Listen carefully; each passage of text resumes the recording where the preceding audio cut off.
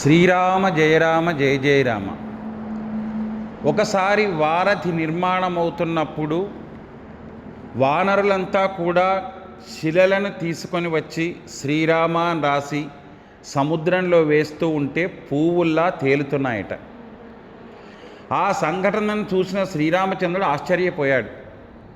చూద్దామని తాను ఒక రాయి తీసుకొని శ్రీరామ అని రాసి సముద్రంలో వేశాడట. ఆ రాయి బుడుంగన మునిగిపోయిందట. శ్రీరాముడు ఆశ్చర్యపడ్డాడు. మీరేసిన రాళ్ళేమో పైకి తేలుతున్నాయి, నేను వేసిన రాయి ఎందుకు మునిగిపోయింది అని. ఒక వానరుడు అన్నాడు, స్వామి, నీ చేతిలో ఉన్నంత వరకే దేని జీవితమైనా నీ చేతి వదిలేస్తే మునిగిపోవడం తప్ప ఇంకా ఏముంటుంది స్వామి అన్నాడట. అందుకే రాముడిని నమ్మిన వాడికి ఎప్పుడూ మరణం ఉండదు.